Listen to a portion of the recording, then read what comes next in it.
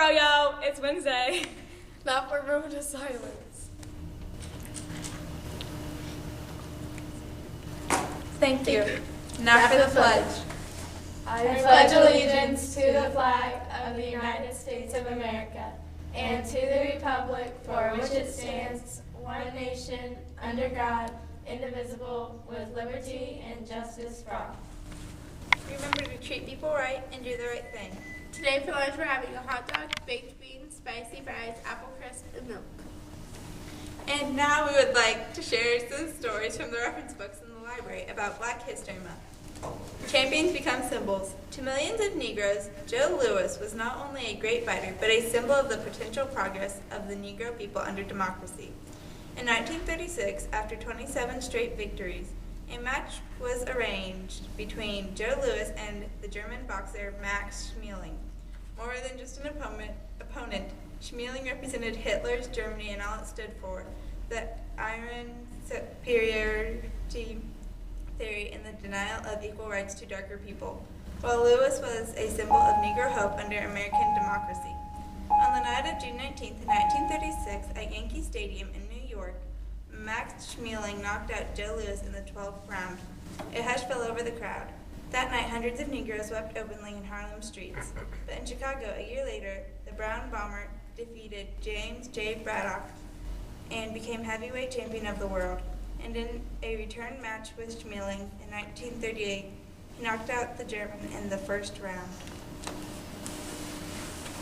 After Reconstruction and withdrawal of federal troops from the South, blacks found themselves at mercy of a hostile white population that subjected them to discrimination, mob violence, and worst of all, political disenfranchisement. Blacks continued to vote and hold office until late in the 1890s, in some cases risking their personal safety to do so. But by the turn of the century, they had lost virtually, and their political power.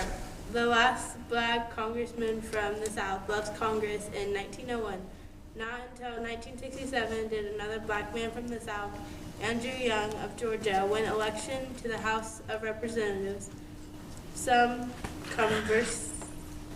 conservative blacks even voted for a Democratic ticket in order to be allowed a small voice in party politics. And this one is about segregation. It's between 1901 to 1929. Society was well ordered by the turn of the 20th century. White men controlled the wealth and politics of the nation. Blacks, women, children, and immigrants had their place, and that was where they were expected to stay.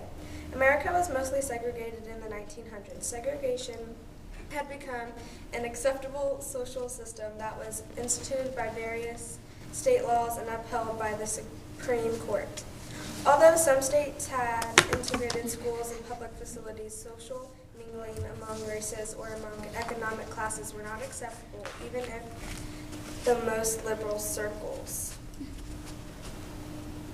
And weightlifting for boys who went to do high school football is after school until 4:30 every day.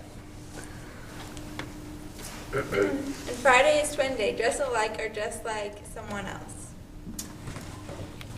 Yearbooks are now on sale. Cost is $25, but we'll be running a special until spring break where they will only be $20.